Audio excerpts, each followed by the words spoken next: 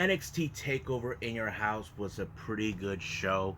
We had some amazing matches. We got for the first time ever winner take all match that is consistent of the North American Championship and the Tag Team Championship.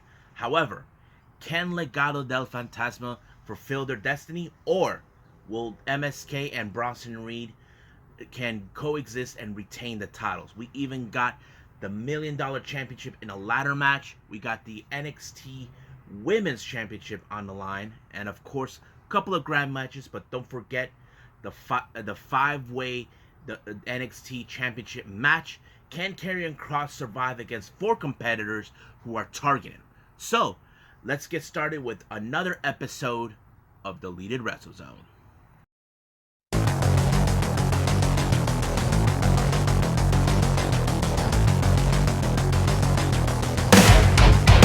Are you ready?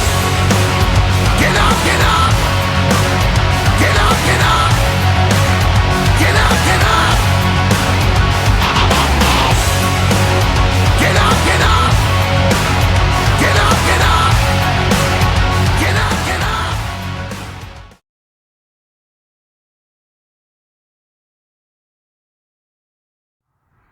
Welcome everybody to Deleted WrestleZone. All things that is pro wrestling with AEW, NXT, New Japan Pro Wrestling, Impact Wrestling, the National Wrestling Alliance, various promotions, wrestlers, matches, and championships. I'm your host, Jay, right here. So, as you know, this past Sunday we had NXT Takeover in your house. I just love that word, in your house. Really fun. Who could forget last year in your house? But this year has some good matches. But let's start out with the first opening match, which was winner take all. This is for both the North American Championship and the NXT Tag Team Championship between the challengers, all members of Legado del Fantasma versus MSK and Bronson Reed. Now, this match was pretty interesting, but there were a lot of good factors that were being played out that I think the commentators did played right. Now, we can agree Legado Fantasma has been a cohesive unit, but however, can Bronson Reed and MSK coexist? Because this is the first time these individuals team up. I have to say they did a pretty good job adding that factor, because it played out pretty well, like any other storyline we have seen over the years. So I'm cool with that. I'm fine. It's amazing. I enjoyed it. But I think the first opening part of the match was, of course, MSK and Bronson Reed really taking control, and then we have Legado taking control. But I think the best moment came around is when Santos was getting frustrated. He was about to take the North American title, but if you guys remember what happened at one of the recent NXT events, Santos got squished. But this time, he got put through the freaking barrier by Bronson Reed. I'm like, whoa. I did not expect that, but it was an amazing moment. I think nobody would have predicted that. But I think the way the match ended was great. Is when, of course, every member of MSK and Bronson Reed, how one took out the same person, and then Bronson Reed added the finishing touches with as Wade Barrett would say, tsunami. So that was great. So they retained the titles. But the real question is now, who will be the next challengers for MSK's tag team titles and Bronson Reed's North American title? And also, the other question is, what is next for Legado del Fantasma? Now, the next match, this was a grudge match, like 4 years in the making, as you call it. Mercedes Martinez versus Xia Li. I have to say the storyline is pretty interesting. I kind of forgot about this a while back, about the history that they had. As you know, when the Mae Young Classics first came around, Xia Li lost her match towards Mercedes Martinez. And I didn't know what that was about when they started doing when they marked her, or as we call it, the mark of death. And it made sense, I kind of forgot about that. And of course, the storyline how Mercedes says, no, I'm not standing in your way. It's you who's standing in my way. So basically, it's more like Xia Li is trying to purge all the wrong things that took place before she aligned herself with Tian Sha. Now, we yet to see more about Tian Sha. We all, like, you've seen the stories about her saying, oh, she's this woman who's been around for thousands of years, which we all know it's hard to believe, it's impossible, but the storyline fits into it. But we don't see much. Now, I have to say, what I did like about this match is how Xia Li is determined to purge, to finally, right the wrong that was made to her the first time she first arrived in WWE at the Mae Young Classics. And I think that storyline played out pretty well. Now, some of you probably would have said Mercedes should have won. I agree, it would have been like that, but it is what it is. But there's one thing I think it fit perfectly with them at the end of this match when Xia Li, of course, pinned her when she did that amazing striking kick. That, of course, we don't see much about Tian Shi, what she can do. All we saw previously with Kaden Carter is that she spit out some sort of mist. It didn't make any sense. But what I did like is how Tian Shan wasn't afraid of Mercedes. Even Mercedes was not even scared of her. But I think there's a whole lot more we don't know about Tian Shan, what she can do. And I think many of you guys out there will probably say to yourselves, will we ever see her in a match? That's a good question. We don't know. I mean, we haven't seen her. All we seen her in the match. All we do have seen her. She's sitting in her little throne. That's pretty much it. So we'll see what happens in the upcoming weeks. I'm assuming Xia Li probably would say she's finally purged of Mercedes Martinez. But the real question is, who is going to be next to be purged from Xia Li's life? That is the real question we need to consider. Now, we did receive a little message. Now, some of you probably ask yourselves, this match should have happened in NXT TakeOver in your house. And I'm talking about the rivalry between Ciampa Thatcher versus Grizzled Young Veterans. And to be honest with you, I felt they should have added it to it. But whatever reason, they decided no. I'm like, that a bummer. But however, they did state it out. They're going to have this one on this coming Tuesday. But I did like how they sent a message where Grizzled Young Veterans, as we call it, GYV, are saying to themselves that they will soon be recognized. But the problem is, they think they can handle a group of grown men who they think they're being childish. No, these guys are freaking beasts. You would not have imagined, like months ago, that you see Thatcher and Ciampa become good friends, becoming tag team partners, because they're about the same kind of ways. You got Thatcher, who's a brilliant submission specialist. You got Ciampa, who's crazy, who does some interesting things in the ring. So it wouldn't be like that, but I can't wait to see that match happen. But they did send out a message to them, but we'll see what happens this coming Tuesday. Now, this next match is for the $1 Million Championship in a ladder match. This is a championship that we haven't seen in years. Well, the last time we saw it is when, people were stealing it. But this time, we're seeing who will carry the legacy of the $1 Million Man. We have two competitors, L.A. Knight. So we have him. And then, of course, we got to the moon, Cameron Grimes. So I think but this ladder match was so intense. You have DiBiase right there watching. Of course, wants to see. I wasn't like entirely sure how this was gonna end. I mean, I'm sure they're both great, but there could only be one chosen one. I think that's the story they're telling. Who is the chosen one? But I was like, whoa! I can't believe what happened when LA Knight actually tipped the ladder and Cameron Grimes went down to the ramp area that leads to the ring. And he was like out, and LA Knight picked up the championship, and now he carries the legacy of that title. So, real question is, who will be challenging him or that, and what's next for Cameron Grimes? Well, we're going to see what's going to happen in the Fallout this Tuesday. But I will give my final thoughts of what I thought of everything. Now, this next match is another championship match. We have the NXT Women's Championship. We have Ember Moon and Raquel Gonzalez. This is more of a payback for Ember Moon for what Raquel Gonzalez did to her and Shotzi Blackheart. If you recall, a couple weeks ago, there was more of a number one contendership match for the NXT Women's Championship, where of course Ember Moon and Shotzi Blackheart won, but however Raquel Gonzalez went crazy and took out Shotzi Blackheart while Dakota Kai made Ember Moon watch, and of course she's out on injury. So this is one of those matches where we know Ember Moon has been the NXT Women's Champion before, but the question does remain: can she become two-time NXT Women's Champion?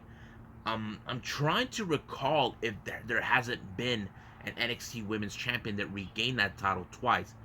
I know that what's his name? Their name, the Revival, who as we know them now, FTR, they've been two-time NXT Tag Team Champions. I mean, if you guys know any women out there who won the NXT Women's Championship, won it twice, just let me know. I can't recall, at this point. But if you guys do know, leave a comment down below. I really, really would like to know so I can look it up again, because I'm like, my brain is like encyclopedia at the moment.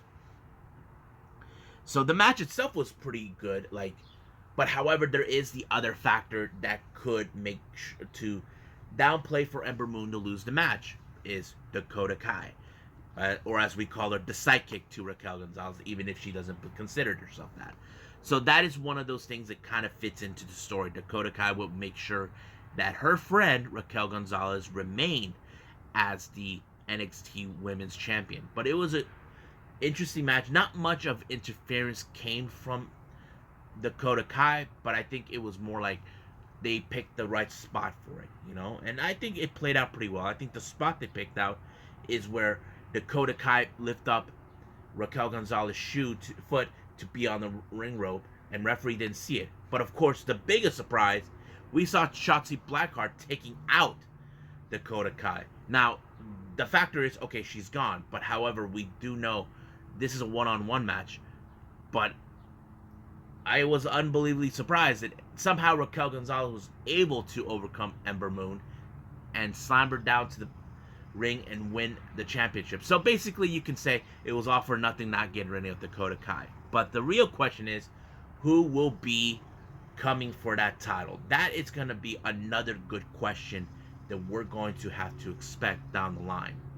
We do know Io Shirai is in line for a tag team title match. I mean, a line for the NXT Women's title, because she hasn't cashed it in yet. I mean, she did say she was going to take a break to heal her body, because she's been through hell when she was the previous NXT Women's Champion. So we just got to wait and see what happens down the line. Now, we got the main event, which was the NXT Championship match in a fatal 5-way match.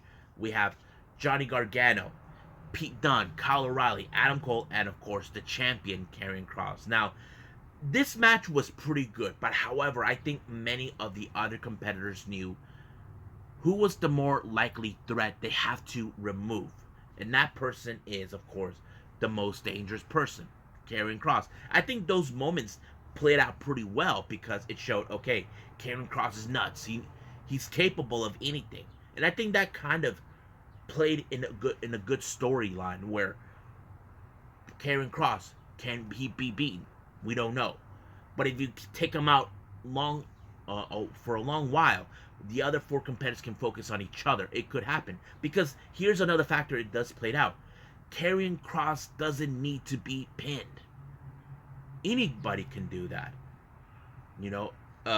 Pete Dunne could be pinning Gargano or Cole or O'Reilly. It could play out in that way. But Karrion Kross doesn't need to be pinned. And I think that kind of played out pretty well.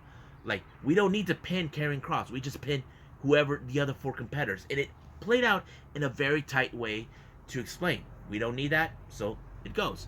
But however, I think the moments where we thought, okay, they thought they got rid of Karrion Kross, but however, he keeps coming back. I think that's another good way of telling the story.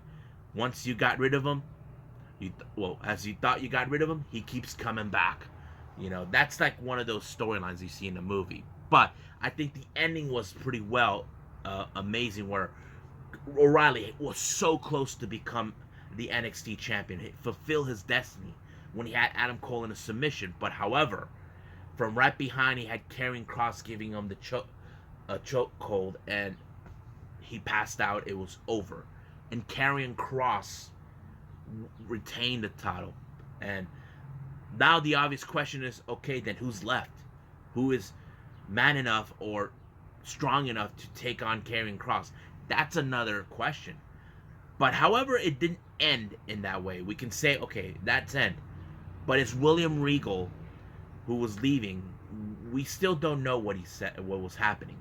But however, forgot who was the girl who was interviewing him, saying what are his thoughts, and he said that there's things that they might have to change. And I think that was like the assumption that, okay, maybe he's quitting, because if you guys recall, Cross did state it this past Tuesday that Regal has lost. Was it this Tuesday or 2 weeks ago? I don't remember. Anyway, that he stated Regal has already lost control of NXT. Do we think he's right? That's a question we have to find out for this coming Tuesday for NXT, and pay attention. But for now, I say let's give out my final thoughts on NXT Takeover in your house.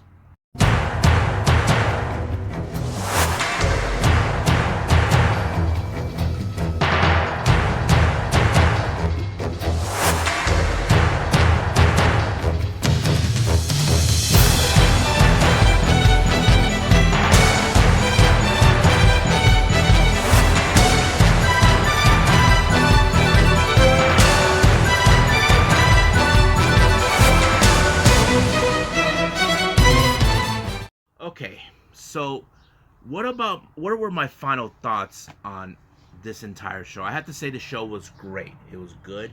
I liked it. If I have to rate this, I give it a 9. So, what did I thought about the opening match with the winner take all match between MSK and Bronson Reed, and like versus like the entire group of Legado del Fantasma? I have to say there were some good points that played out pretty well in this match. Like, for example, we know that Legado is a very much legitimized team. We can say that.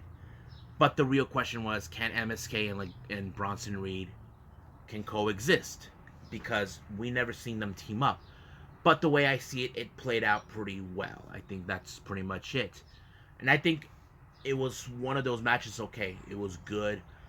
But I think the biggest surprise is when Bronson Reed went right through the wall, squishing Santos Escobar. And I wouldn't be surprised if they put that on Tuesday to see what's going to happen. But it was good.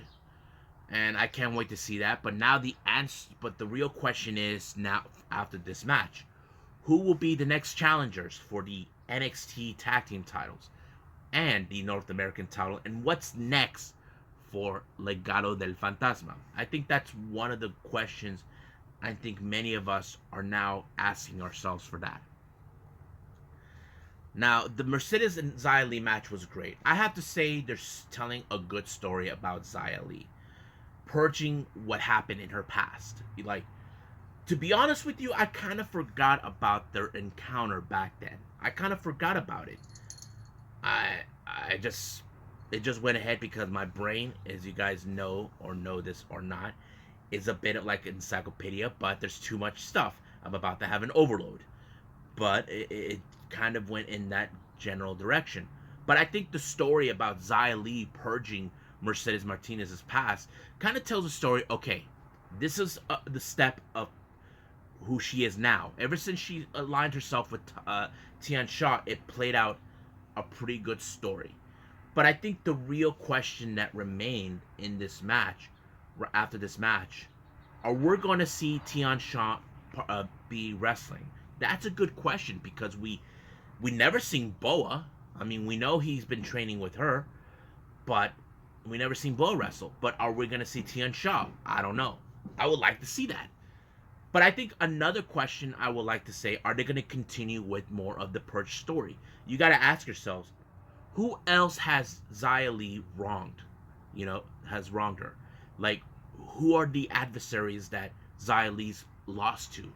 You know, like what matches that she was involved lost to? That's a good question, and I think we're gonna see. I'm not sure if they're gonna say, "Oh, we're gonna purge the wrestlers that defeated her in her past," and I think that would play out a fantastic story. So I think we just gotta wait and see what's gonna happen on Tuesday for that.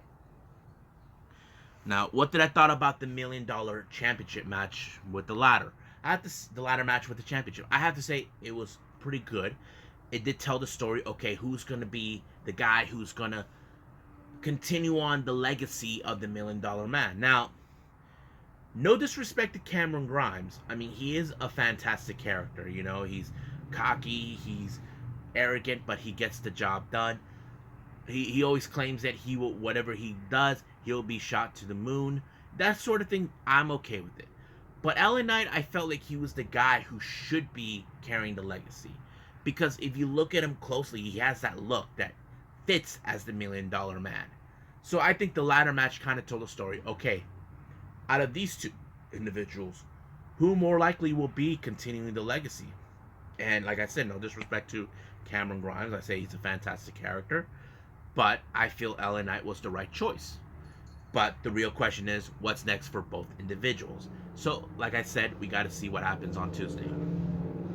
What did I thought about the NXT Women's Championship match? I have to say, it was a pretty good match. Now, I think we need to ask ourselves this question. Did we really need to see Raquel Gonzalez drop her title? I feel it's just too soon for her to drop it. I mean, that is something many fans can talk about, like saying, do we really need her to drop her title this soon?